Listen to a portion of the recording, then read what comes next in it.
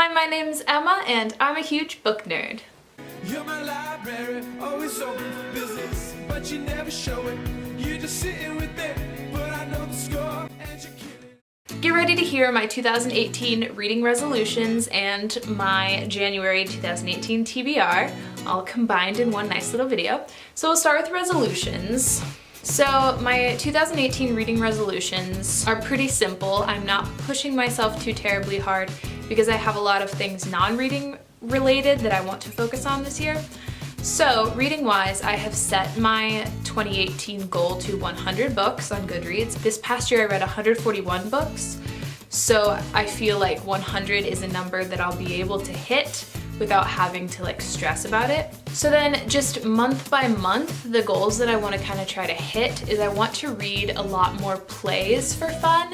So I'm really gonna try to read one play for fun every month. And I'll be reading a lot of plays for school throughout the process, but I wanna find more plays on my own, newer plays, to kind of keep up to date on what's happening. So yeah, that's the goal, one per month. Then I want to read genres outside my normal comfort zone because I've found that I read a lot of just literary fiction, usually adult fiction. I'm not a big YA person.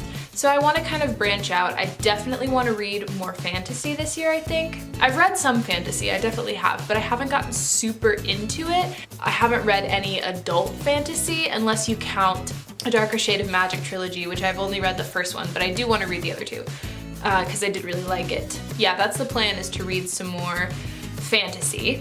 And then I also want to read more poetry this year because I have really enjoyed the poetry that I have read. It's just not something that I thought of myself as being a poetry reader, so I want to explore that more and read as much poetry as I can. And then the last genre that I want to read more of is nonfiction.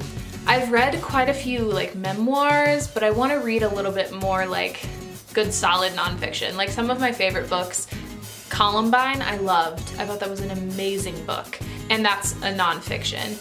And so I want to read more informative nonfiction stuff rather than just people's opinions in their memoirs. So those are all my 2018 reading resolutions, keeping it pretty simple, just branching out a little bit. And of course, I always want to read diverse things, but that's something that's always in the back of my mind, so I don't think that's something I need to focus on this year. Just want to put that out there. So my TBR for January is as follows.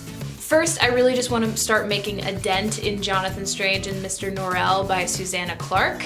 And I have already started reading this. I am not very far at all. I've only read the first chapter, and I hope that I'll get more into the world as we continue. So far it's just been really expositional, but I think it's going to pick up, I hope, and then I think that I'll be invested and this will be something that I can sit down and read for 2 hours and that kind of thing. But I'm also not going to push myself to finish this month because I've been feeling kind of anxious. This time of year is an anxious-y time of year for me. I think it's just transitioning into a new semester and my schedule's all thrown off and all that stuff.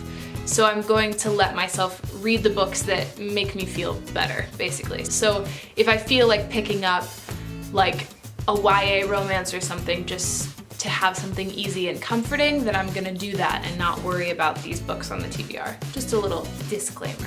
Then I would like to get to Pigeon Blood Red by Ed Duncan this month because this is an arc that was sent to me by the author and I've been hanging on to it for a little bit too long, so it's time for me to get to it. It's pretty short, so I feel like I should be able to get through this reasonably quickly.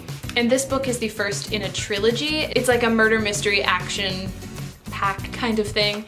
There's a couple that's running from a killer or something like that. I don't know a ton about it, but I will let you know after I read it. And then the play that I plan to read this month is Good People by David Lindsay-Abaire, and my wonderful friend Devin got this for me last year. It's been a while and I still have not read it, which I feel bad about because I really want to read it because I really like David Lindsay-Abaire's plays. If you haven't seen my favorite plays video, that exists. Go check it out. This book is basically about really poor people living in New York and their lives struggling paycheck to paycheck, and that's all I know about it, but I'm really excited to read this. The last 2 books on my TBR are digital arcs that I want to read. And one of them, the first one, is a children's book called Detective Nosegood and the Music Box Mystery by Marion Orlon. I downloaded this and picked this one up because when I'm feeling anxious, children's books help for some reason, just to like kind of revert to that like childhood comfort, you know, it feels good. So I picked that up because I wanted something like that to read, and I also wanted to be productive in my reading simultaneously and review some books. So that's why I downloaded that one. It's the first in a series about a detective and his dog who he like talks to, and his dog talks back to him. And basically in this one, there's a music box that gets stolen and they have to figure out who stole it. You know, it's a very basic, like fluffy children's novelty mystery kind of thing. And so far it's cute. I'm only like 40 pages in and it's really short. It's like 120 pages. Then the last book on my TBR is the other digital arc, and that is The City Where We Once Lived by Eric Barnes.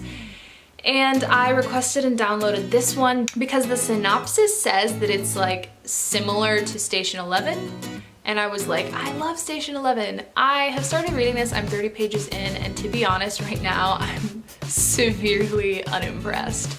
Like, it's just really boring right now. The way it's written, I don't know what tense it is. I don't know how to explain it, but it's like this guy talking in first person, but he's talking as if like, he's like, I went to the sink and I washed my face, and as I washed my face, this thing happened outside. And like, it's really weird. It doesn't feel like the action is happening as you're reading it. It feels like he's telling you about the action after it happened, even though he's telling it in present tense. Does that make sense? It's weird. You'll hear more about it in my wrap up. I'm hoping that it like picks up since I'm only 30, 40 pages in.